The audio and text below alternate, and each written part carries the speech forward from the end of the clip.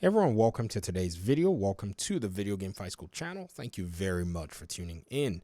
So today I wanted to go ahead and talk a little bit about the story of Gotham Knights and share some of my own opinions that I don't think I've made public since I've been doing videos regarding Gotham Knights. Now, it might be surprising to some of you or might not be.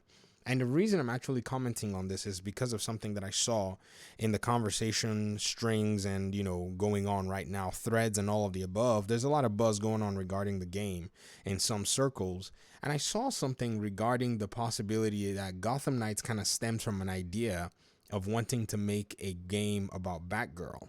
Now, in my opinion, I thought that was actually a really cool, premise. Trying to make a game centered around Barbara is something that I feel is actually pretty cool. Now, at the end of the day, though, I'm not necessarily a fan of the fact that a Damian Wayne game was actually canceled, which would have followed Batman Arkham Knight in order for them to try to make a game regarding Batgirl. I just felt like it would have been better to use a natural progression in that, segment to be able to, kind of get something going to kind of follow Batman's, legacy. But if you think about it, Barbara also has some level of, her a relationship with Batman that I see her as somebody that can also carry that legacy.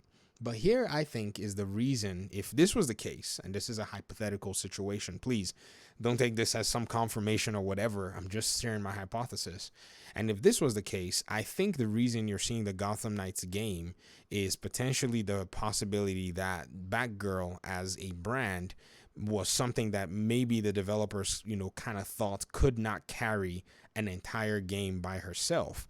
Now, in a matter of family, I think they also kind of did it this way because, the experience from this particular DLC actually had a big deal. Now, for those of you who remember, the Matter of Family DLC is a DLC that is centered around Batgirl and is actually set in the time or the events before Batman Arkham Knight. In fact, in this particular one, the Joker is still alive. Well, I hope I didn't spoil it for you. I think that's your cue. In fact, I didn't even pay attention to this, and in one of my former videos, the audience had to correct me and say, hey, this was actually pre-Arkham Knight. Now, the really interesting thing about this is they actually throw Tim Drake into this. Now, the Tim Drake setting here is quite different from the Tim Drake setting in other, contexts in the way they write him as a character. But in this particular game, he's about the same age as Barbara, and they're in a relationship, a romantic relationship. And I think they're actually getting set for marriage in that case. So he shows up in this game in a sense, and I don't know why. Maybe just for family, ties, just because of the way the DLC was named A Matter of Family. And so that's really cool.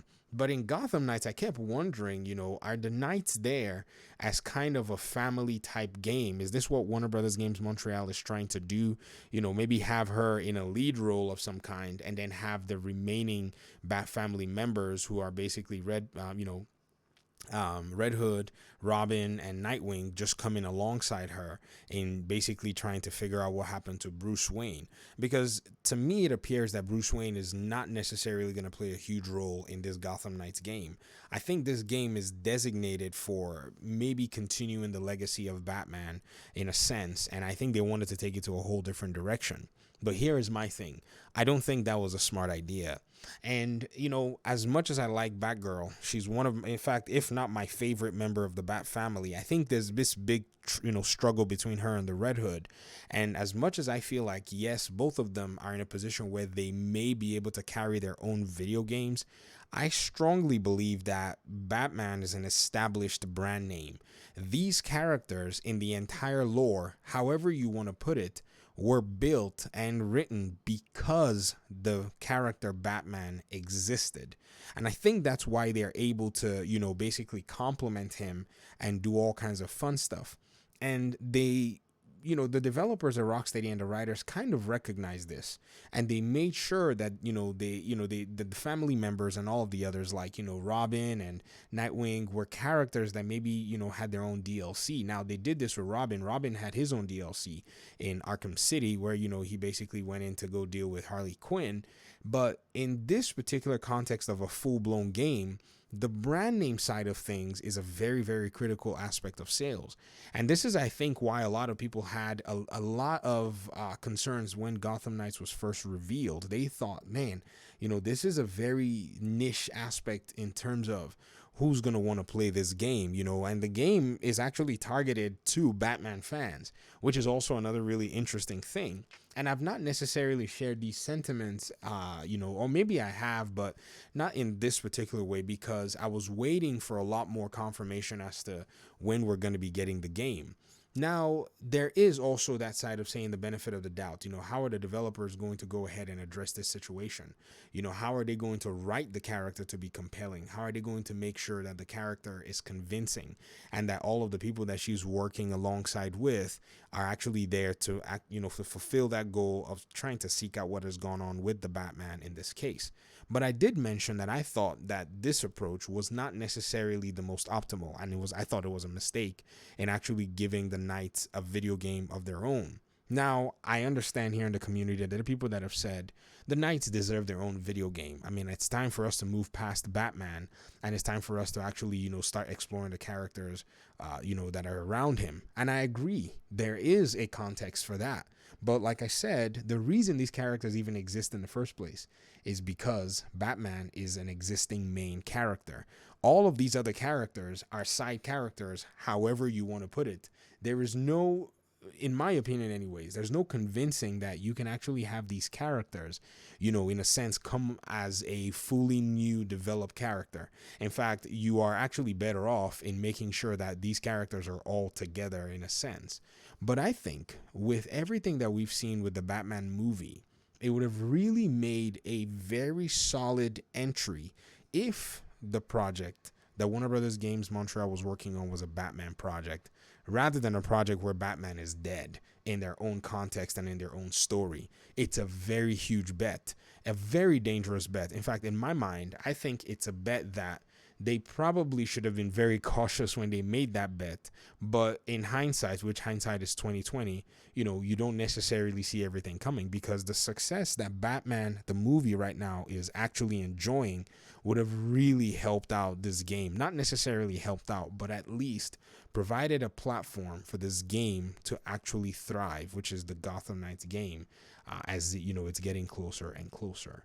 But again, this is not to diminish the work that the development has already done regarding Gotham Knights. No, these are just my opinions, and I'm still looking forward to playing Gotham Knights. I mean, the game is already, far into development, about to be released, and I would love to see what they do.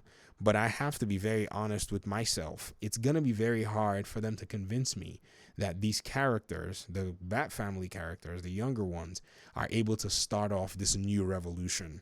You see, that's just something that, because of the way, and I've said this before, these characters are written, the way they were originated. They were originated because of a main character around them. And that's how they're going to always be seen. Batgirl, the name just says it all, Batgirl.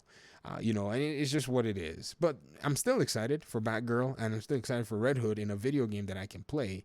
Don't get me wrong. But I'm just saying that bet, I don't know if it was the most optimal bet to have made, because video games are very hard to develop. 8 years, a movie, 2 years, it's out. I mean, this game, the Batman movie, basically started production probably after way into the development cycle of Gotham Knights. It got a delay, and it still got released even before Gotham Knights is released, months before. And so you see the difference and how it is. But I think the reason the cinema people, the people who are doing the cinema, the motion picture, and even the animated series continue to harp on the importance of Batman is because they understand this concept. For the game developers, on the other hand, I hope that they can actually find a way to make sure that Batman is basically reimagined in this story. And I get it. It might seem like it's time to take, these new characters to new heights, but they're not going anywhere without the Bat. In fact, you're going to find out that over the course of this game, everything that they do is made possible because of the Batman.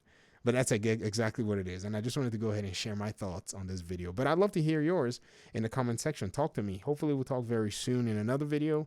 Peace out.